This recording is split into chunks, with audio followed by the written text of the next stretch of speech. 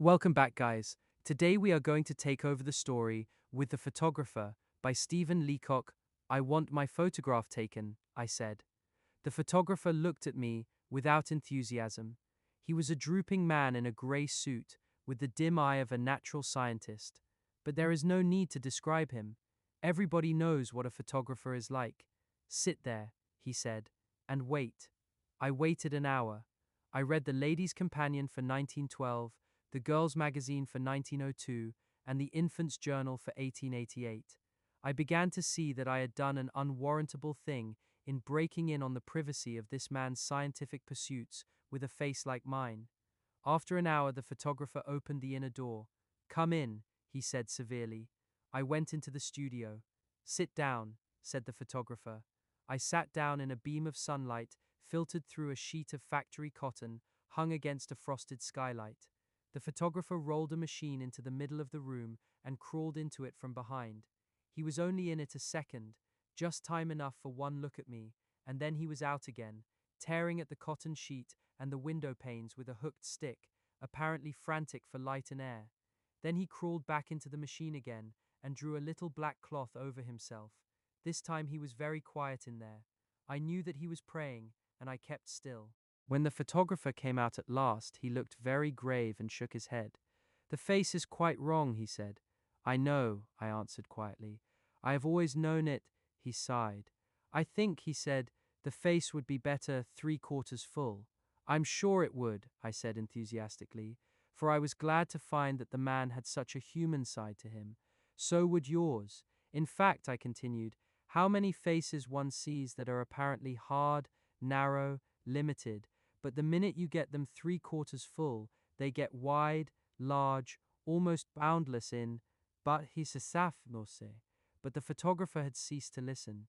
He came over and took my head in his hands and twisted it sideways. I thought he meant to kiss me, and I closed my eyes. But I was wrong. He twisted my face as far as it would go, and then stood looking at it. He sighed again. "I don't like the head," he said. Then he went back to the machine and took another look.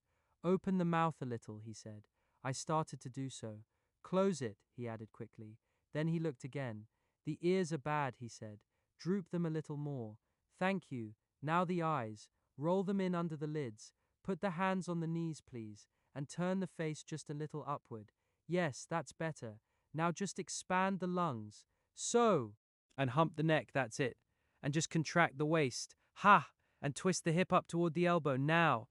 I still don't quite like the face. It's just a trifle too full. But—" I swung myself round on the stool. "Stop!" I said with emotion, but I think with dignity. "This face is my face. It is not yours, it is mine. I've lived with it for 40 years, and I know its faults. I know it's out of drawing. I know it wasn't made for me. But it's my face, the only one I have." I was conscious of a break in my voice, but I went on. "Such as it is, I've learned to love it. And this is my mouth, not yours. These ears are mine, and if your machine is too narrow—" Here I started to rise from the seat. Snick!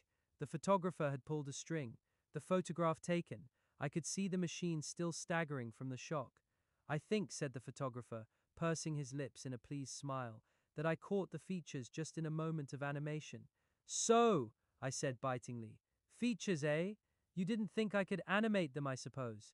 But let me see the picture." "Oh, there's nothing to see yet," he said. "I have to develop the negative first. Come back on Saturday, and I'll let you see a proof of it." On Saturday I went back. The photographer beckoned me in. I thought he seemed quieter and graver than before. I think, too, there was a certain pride in his manner. He unfolded the proof of a large photograph, and we both looked at it in silence. "Is it me?" I asked. "Yes," he said quietly. "It is you." And we went on looking at it. "The eyes," I said hesitatingly, "don't look very much like mine." "Oh, no," he answered. "I've retouched them. They come out splendidly, don't they?" "Fine," I said. "But surely my eyebrows are not like that." "No," said the photographer, with a momentary glance at my face. "The eyebrows are removed. We have a process now," the Delphide, "for putting in new ones. You'll notice here, where we've applied it to carry the hair away from the brow. I don't like the hair low on the skull." "Oh, you don't you?" I said. "No," he went on. "I don't care for it. I like to get the hair clear back to the superficies and make out a new brow line. What about the mouth? I said, with a bitterness that was lost on the photographer. Is that mine? It's adjusted a little, he said. Yours is too low. I found I couldn't use it. The ears, though, I said, strike me as a good likeness. They're just like mine. Yes, said the photographer thoughtfully. That's so. But I can fix that all right in the print. We have a process now, the sulfide, for removing the ears entirely. I'll see if… Listen, I interrupted, drawing myself up and animating my features to their full extent and speaking with a withering scorn that should have blasted the man on the spot. Listen, I came here for a photograph, a picture, something which, mad though it seems, would have looked like me. I wanted something that would depict my face as heaven gave it to me, humble though the gift may have been. I wanted something that my friends might keep after my death, to reconcile them to my loss. It seems that I was mistaken. What I wanted is no longer done. Go on then with your brutal work. Take your negative, or whatever it is you call it. Dip it in sulfide, bromide, oxide, cowhide, anything you like.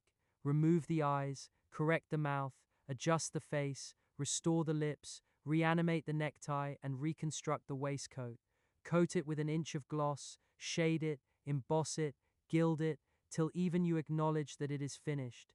Then when you have done all that, keep it for yourself and your friends. They may value it. To me, it is but a worthless bauble. I broke into tears and left.